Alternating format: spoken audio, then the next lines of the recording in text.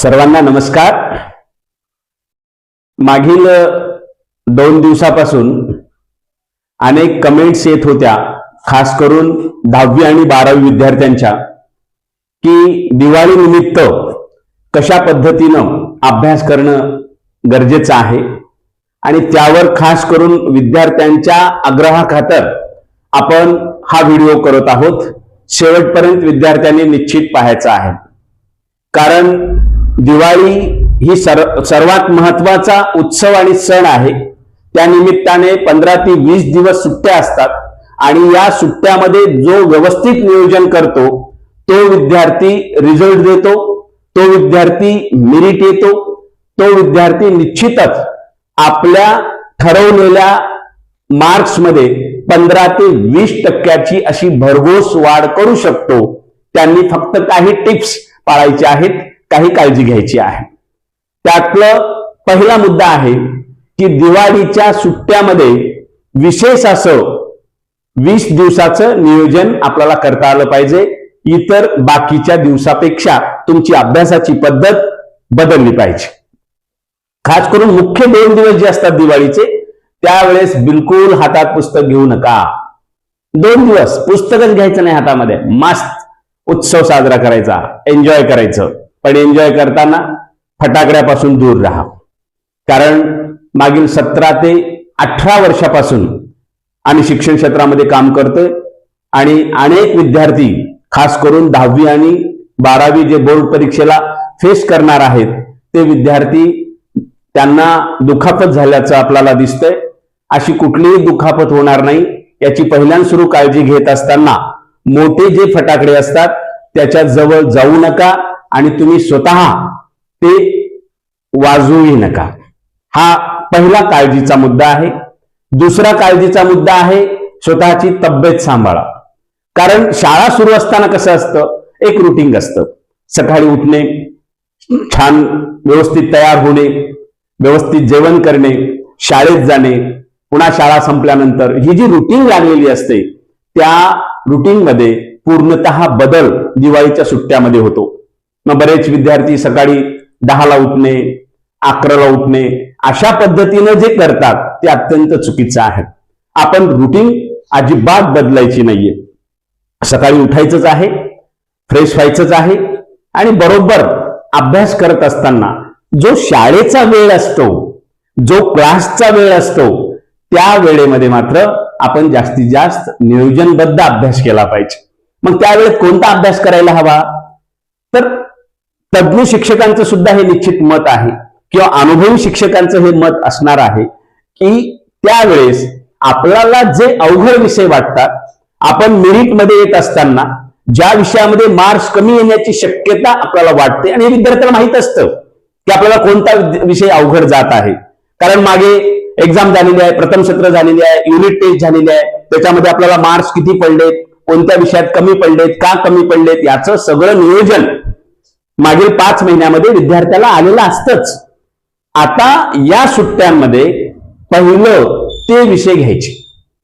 त्या विषयामधला एखादा पाठ कठीण असू शकतो, एखादा भाग कठीण असू शकतो, आणि तेवढा आधी परफेक्ट करून घ्यायचा आणि मग पुढच्या नियोजनाकडे वळायचं। पुढे जात असताना हे पूर्ण सुट्टीचे दिवस मन प्रसन्न ठेवा, कारण संतांनी आपल्याला सांगितलेलं आहे, मन करारे प्रसन्न सर्व सिद्धीचे कारण। मन प्रसन्न ठेवायचं, अजिबात चिडचिड करायची नाही। घरातलं वातावरण हे अतिशय व्यवस्थित ठेवण्याचं काम विद्यार्थ्यांनी करताना त्याच्यासोबत पालकांनी त्यांना सहकार्य करायचंय। अगदी टीव्ही पासून, मोबाईल पासून होईल तेवढं दूर राहा, कारण विद्यार्थ्यामध्ये चिडचिडपणा आणण्याचं सगळ्यात मोठं जे यंत्र म्हणतोय आपण, ते निश्चित मोबाईल आणि टीव्ही आहे। मग त्यापासून थोडं दूर राहून अभ्यास झाल्यानंतर अगोदरच सांगितल्याप्रमाणे तुम्ही ठरवायचंय की कोणते 2 दिवस हातात पुस्तक घ्यायचं नाही। मग दिवाळीचे ते मुख्य 2 दिवस असू शकतात, त्या दिवसामध्ये मात्र आपण कोण्या वर्गात आहोत हे सुद्धा 2 दिवस आपण थोडंसं अगदी विसरून गेलात तरीही चालतं।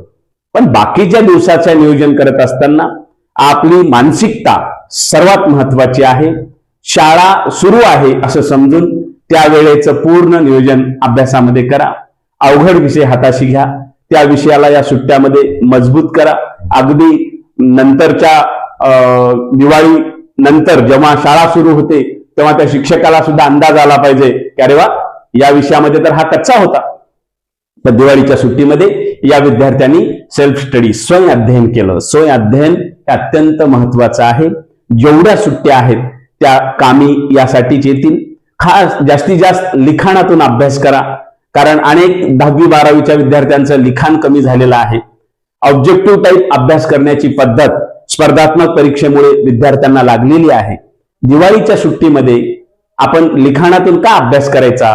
कारण जास्तीत जास्त पुढे एक्झाम मध्ये आपल्याला लिखाणातूनच परीक्षा द्यायची आहे. तिथं ऑब्जेक्टिव्ह टाईप जरी असलं तिथं लिहायचं आहे.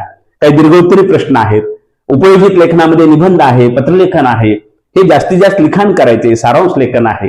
मग या गोष्टी लिखाणामध्ये आणायच्या असतील तर 2 गोष्टी तुमच्या परिपूर्ण होतील. एक, लिखाणातून अभ्यास केल्यामुळे एकदा लिहिणे म्हणजे 3दा वाचणे असा एक शिक्षण तज्ञांचा सूर असतो आणि ते खरं आहे. त्यावर प्रयोग सुद्धा झालेले आहेत. दुसरं, अक्षर सुधारतं आणि तिसरं, स्पीड येते आणि महत्वाच्या परीक्षेमध्ये, बोर्ड परीक्षेमध्ये आपल्याला अक्षर चांगलं आल्यामुळे संपूर्ण पेपर सुटतो आणि मार्किंग मध्ये निश्चित वाढ होते.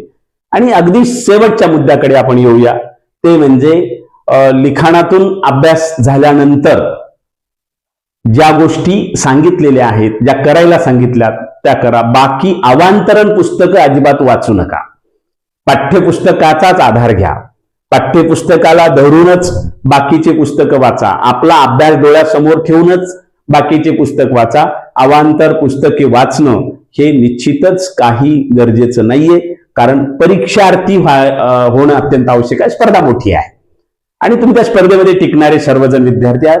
10वीचे पेपर, बोर्डाचे पेपर यावर्षी 10 दिवस अगोदर म्हणजे 20 फेब्रुवारीला सुरू होत आहेत आणि 12वीचे बोर्डाचे पेपर हे पण 10 दिवस अगोदर म्हणजे 10 फेब्रुवारीला सुरुवात होणार आहेत. हे डोळ्यासमोर तारखा ठेवून अभ्यासाला लागा. तब्येत सांभाळून, मन प्रसन्न ठेवून अभ्यास करा. तुम्हा सर्वांना दिवाळीच्या खूप खूप खूप शुभेच्छा.